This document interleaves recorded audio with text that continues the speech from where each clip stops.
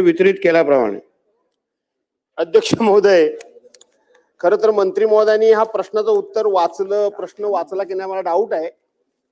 कारण 1 2 3 4 मी तर उत्तर देत नाही, पण शेवटचं फक्त उत्तर मी तुम्हाला विचारतो की तुम्ही तुमच्या खात्याला जाब विचारून ठेवा. काय उत्तर आपण दिलंय?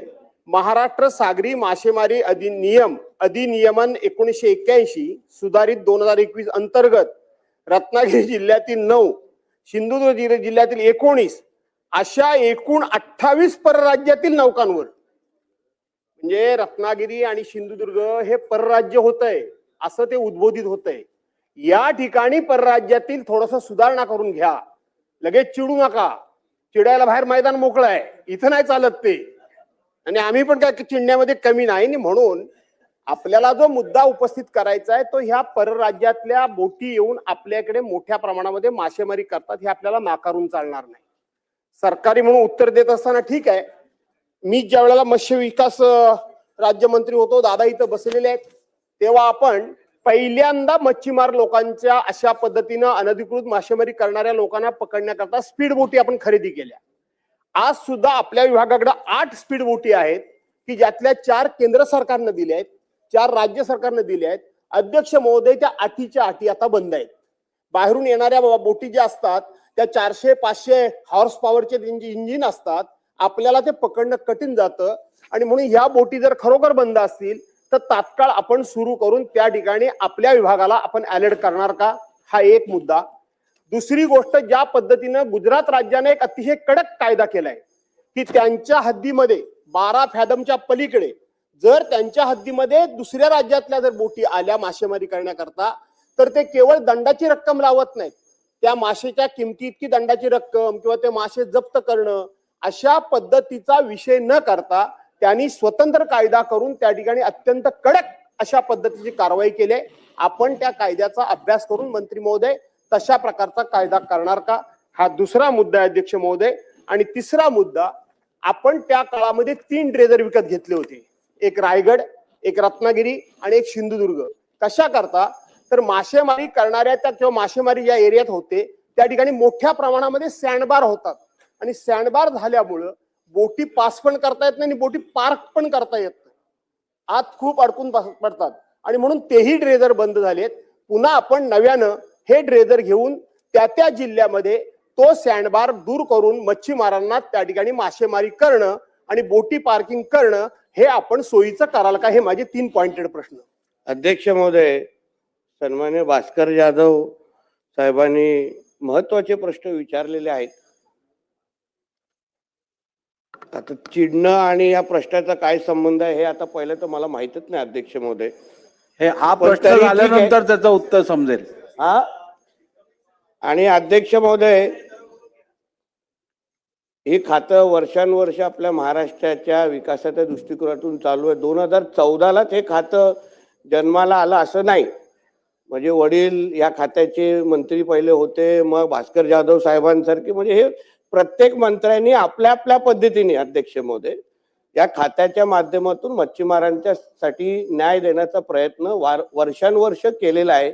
सगळं काही 2014च्या अगोदरच आलं असं कृपया चुकीच्या गोष्टी रेकॉर्डवर जाऊ नये म्हणून हा उल्लेख केलेला आहे. एक मुद्दा अध्यक्ष महोदय असा आहे, हो सगळे रेकॉर्ड आता मंत्री असल्यामुळे रेकॉर्ड आहेत अध्यक्ष महोदय, म्हणून ठीक आहे. कारण का परत परत सगळं मीच केलं हा विषय नको जरा याच्यावर. दुसरा मुद्दा असा आहे अध्यक्ष महोदय, अध्यक्ष महोदय, आता काय आहे, काही लोकांना किती चांगलं बोललं तरी पण त्यांना तो राग येतो आणि मग मी राग करतो. आपण चांगल्या बोटींबद्दल मूळ मुद्दा मच्छीमारांबद्दल आहे अध्यक्ष महोदय. मुद्दा असा आहे अध्यक्ष महोदय, जाधव साहेब आपला हा प्रश्न, बाकी सगळ्या गोष्टी जाऊन दे, आपण कोकणातले आपण सगळे लोकप्रतिनिधी आहोत. राजकारण, निवडणुका हा गोष्टी आणि पक्षीय राजकारण वेगळं, पण आपल्या दृष्टिकोनातून हा प्रश्न खरंच महत्वाचा आहे. कारण का परराज्यातून येणारे जे गस्ती नौका असतील का हायस्पीड असतील त्याच्यामुळे आपल्या समुद्रामध्ये असणारं जर खऱ्या अर्थाने जे आपलं बोलतो ना ते आपल्या मच्छीमारांसाठी जे काही उत्पादन आपल्याला मिळतं ते हे घेऊन जाण्याचा मोठ्या प्रमाणामध्ये प्रयत्न मग मालपी, कर्नाटक या सगळ्या बोटी करतात. आपल्यासाठी हा प्रश्न अतिशय महत्वाचा असल्यामुळे आहे अध्यक्ष महोदय. कारण का जे काही बाहेरच्या ह्या बोटी येतात आपल्याकडे असलेल्या ज्या गस्ती नौका आहे जाधव साहेब ते आता लाकडी आहेत आणि लाकडी असल्यामुळे समोरच्या ज्या काही मोठ्या परराज्यातल्या जे काही मच्छीमार बोटी येतात त्या स्टीलच्याही असतात, त्याच्यामध्ये जाधव साहेब वेपनही असतात. आपणही आपल्यालाही माहिती आहे रत्नागिरी या भागामध्ये आपले जेव्हा अधिकारी त्यांना पकडायला जातात तेव्हा त्यांच्यावर हल्लेही झालेले आहेत.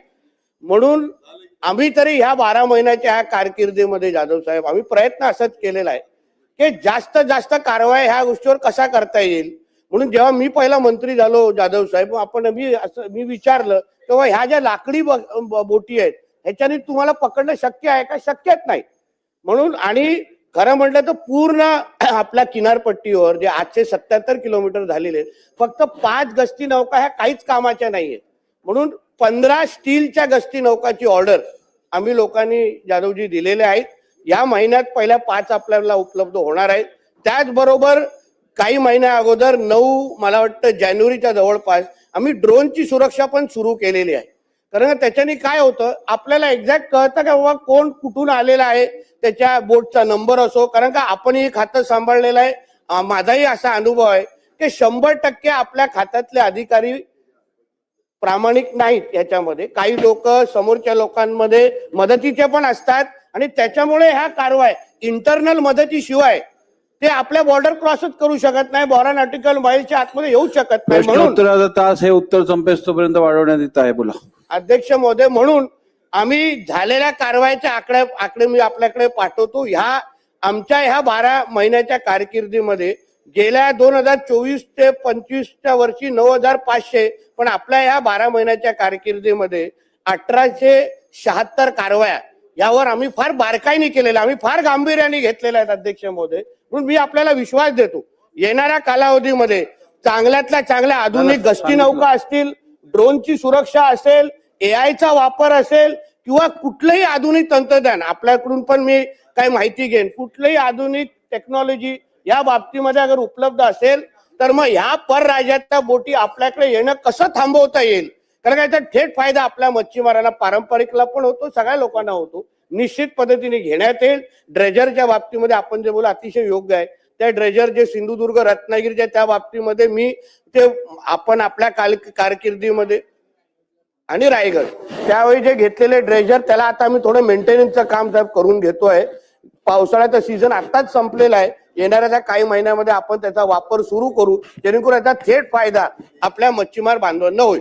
धन्यवाद. ठीक आहे. एकच मंत्री महोदय प्रश्नोत्तर तास संपलेला आहे परंतु एकच त्याच्यात आपल्याला सजेशन असं आहे की या गस्ती नौका ज्या आहेत आणि त्यावरती काम करणारे कर्मचारी जे आहेत त्या कर्मचाऱ्यांमध्ये किनारपट्टीवरती राहणाऱ्या स्थानिक मच्छीमार समाजातील जर युवकांना संधी दिलीत तर त्यांना किनारपट्टीची जास्त माहिती आहे आणि गस्ती नौकांवरती काम करून ते अधिक प्रभावशाली काम करू शकतील. त्यामुळे किनारपट्टीवरच्या मच्छीमार व्यवसायाशी निगडीत असणाऱ्या तरुणांना या गस्ती नौकांवरती काम करायची संधी द्यावी.